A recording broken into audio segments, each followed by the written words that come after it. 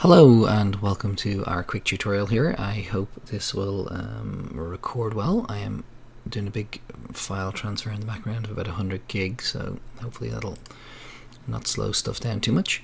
I'll send that away. So we're going to do just a tutorial of what we did in class, where we're making a bug for a TV station.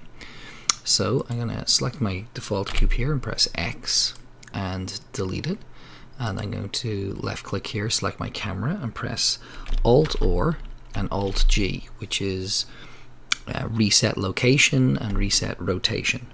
I'm going to press G, Z, 5, enter. So move the camera 5 units up on the Z axis, the vertical axis, and enter is to confirm. And I'm going to press 0 on the numpad now, which is to look through the camera. And we can zoom in and out with the middle mouse wheel. So now I'm going to add an object, and it's going to add it here, this little red circle here, the cursor.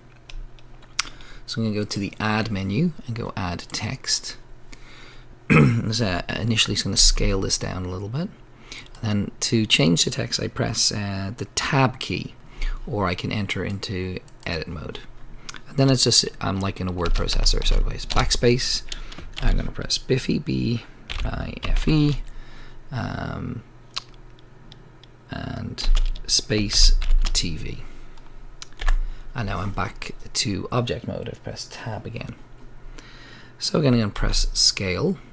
So press the S key and then move the mouse, and then left click when you're happy with the size of it. Now I'm going to press G, which is grab or move, and I can move my mouse and place this in the top right corner. Now what I want to do is I'm going to go object, set origin to geometry.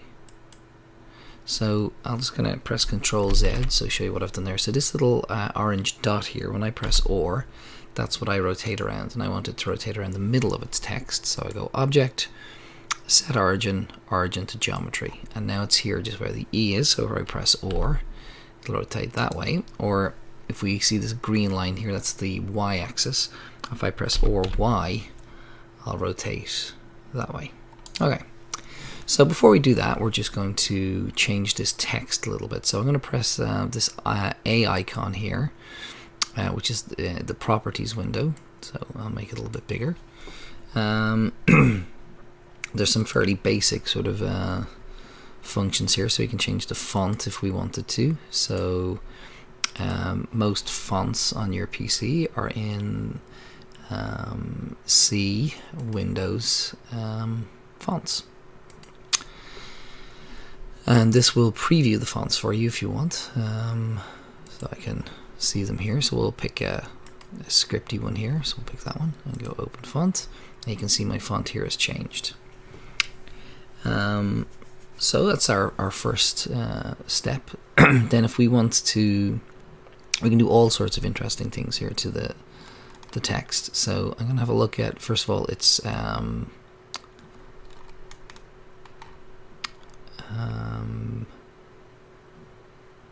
okay, so we've got a basic font in, and we're going to have a look at its fill mode. So we could have none, so we can't see it at all, and we'll go with the default, which is both.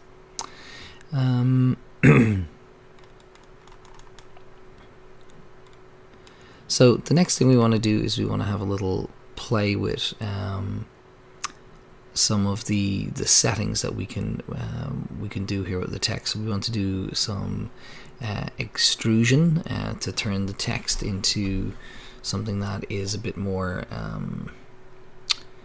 three-dimensional. So when we rotate it, it isn't just a flat 2D piece of text. So there's a number of ways to do that.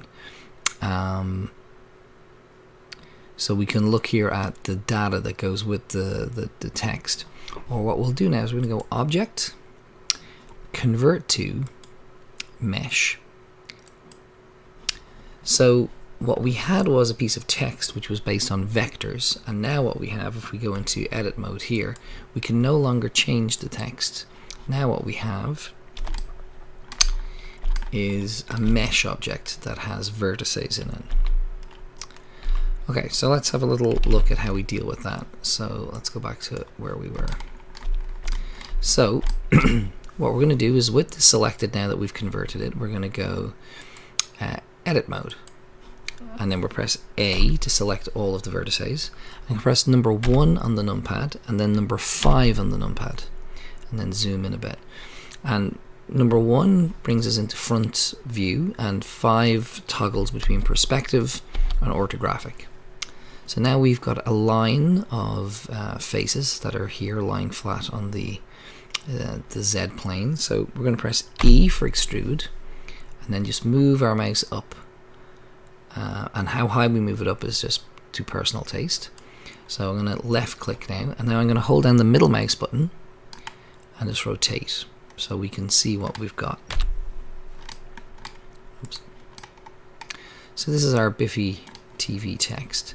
So I'm going to go back now to object mode. Now again, there's a whole bunch of things that we can do here. We can add in a whole bunch of modifiers. So I can go in here and I can put in, say, a bevel modifier, and I can change a whole bunch of settings on this here. I can put in a subdivision surface modifier that will make the text more rounded, although that's not a pretty result. But there's a whole series of things that we can do. For now, we're just going to change the color of it and keep it nice and simple. So I've clicked on this little icon here, which is a materials icon. I'm going to hit new. I'm going to call this text, and I'm just going to change the base color to sort of a slightly purple color, which is what we have on the college website. Now at the moment I can't see that base color, and that's because I'm in solid mode. So I'm going to click up here onto my textured mode, or material mode. I can see what my materials look like, and then finally I can click here, which is onto rendered mode, what it looks like as a finished product. So what I've left to do now is just to animate this object. So let's do that. So again, I'm going to go press 1 on the numpad and make sure I'm in front orthographic. If I was in perspective, I'd press 5. And we just want to rotate this. Now I could click on the animation tab and it'll bring me to a completely different window. But if we stay here with modeling, and we stay, so we have to make sure we're in object mode, and we just stay here looking in front orthographic. It's probably as easy to do it here. So I'm going to put my mouse over the top right corner here until the mouse turns into a crosshairs, like that. I'm going to hold down the left mouse button and just drag downwards. And what I've done is I've made a new window, and this little drop down menu here lets me change what's in that window. So I'm going to change it to being a timeline. So now I can see my animation on all of the keyframes that will be on it. So I want to remember this point in time. So I'm on frame number 1. So I'm going to press I, insert keyframe, and the keyframe I want is on rotation. So we can see here that's been remembered. And now we need to just kind of sit back for a second and think, how long do we want this animation to be? So we want it to rotate slowly, but not too slowly. So we'll say 10 seconds. So 10 seconds is 250 frames. So that is what we're set to here. So we want it to return to this position at the end of our 250 frames. So let's change this to 250.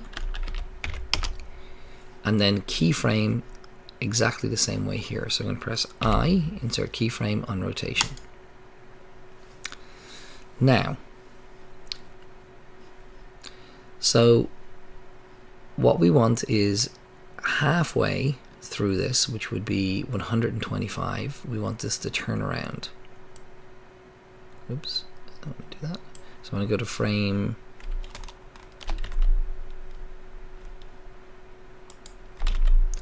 125. So I'm here in the middle, and I'm going to go down to my texture, and I'm going to press or 180, and then enter. I, insert keyframe on rotation. So I pressed or 180, enter. So now what we have is a text, or sorry, a animation that starts here, and you can see now it's going to flip back on itself. So let's delete these ones, delete keyframes, and let's go back to 250 and rotate it again. So or 180, and then enter and insert keyframe on rotation. And now when we press play,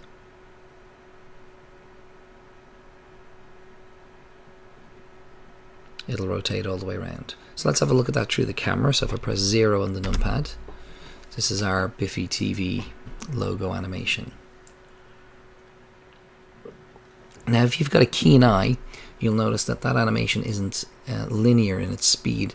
It starts slowly, and then around frame 20 it accelerates, keeps a constant speed, and then near the end it decelerates. So in order to fix that, so that it has constant acceleration, what we'll do is we'll change this window here to be our graph editor. And when we zoom out on this graph, we can see, if we zoom all the way out, that's curved, it's not straight. So let's go, what do we need to change here? We need to change,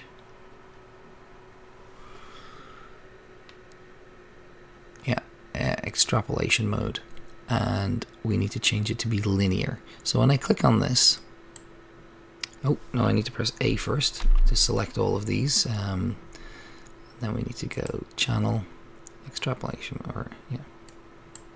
and now you can see it's a straight line. And if we quickly click back here and go 3D viewport, when we press play now, the speed is not a dramatic change, but the speed should be completely consistent. And that's how we want it to be. So that's our animation. We can look at it in like a final view. So that's how it's going to look.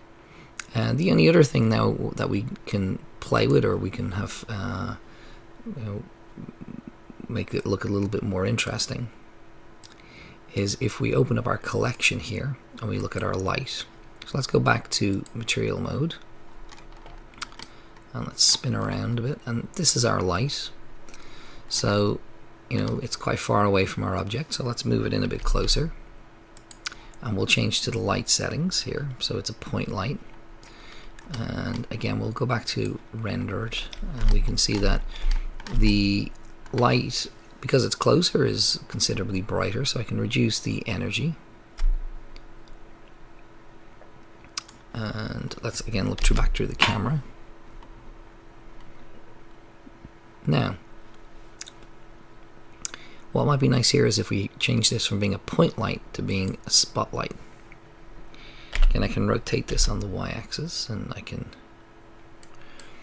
rotate my spot a little bit closer, and you can see I'm able to control how the light falls onto the model.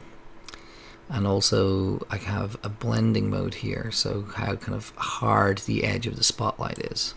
So again, we can press play.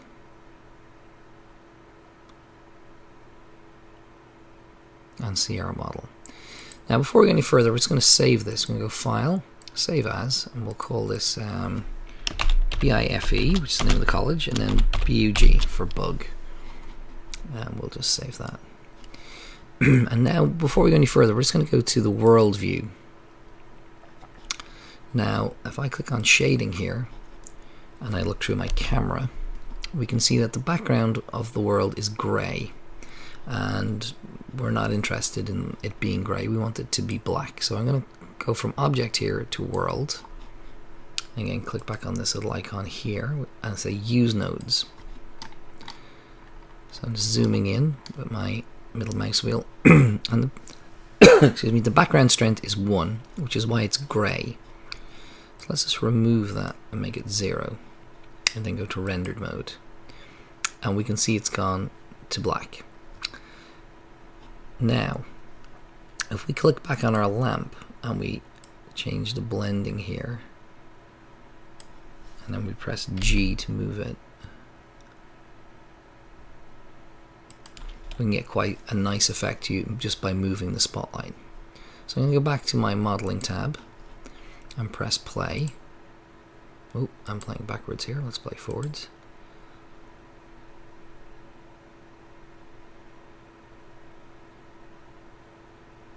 Okay.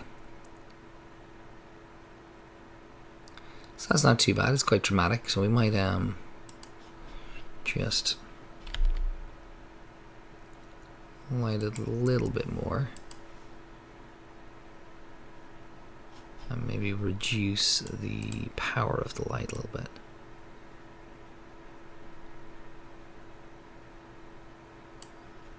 Okay. So we could spend a long time tweaking that, but we'll leave it the way it is there. So now what we want to do is we want to render this animation out. Now what we used before, we're using OBS as a platform to play back these graphics over our TV station, and it wanted an MOV file with an alpha channel. So this is only a beta version of Blender.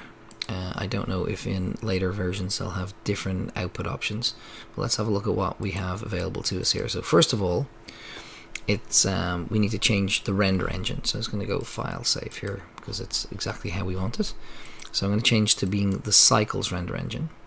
And I'm going to tell it to use my GPU and not my CPU. You may not have that option. It depends on what type of computer you're using. Then down here it says film. So I'm going to click on this, and I'm going to click on this button here, transparency. Because when I render this, I don't want that black background. I want a transparent background so that we can see our video underneath and have our bug just rotate in the corner. So let's have a quick test to see what that looks like. So I'm going to go to my rendering tab here, and we can go to render and then render image, and it'll render us out an image.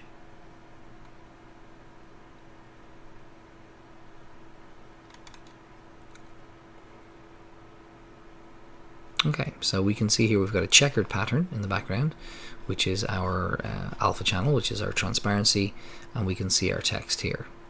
So that's very good. So we can close that. So we know that that transparency is at least working, and our text is rotating up here.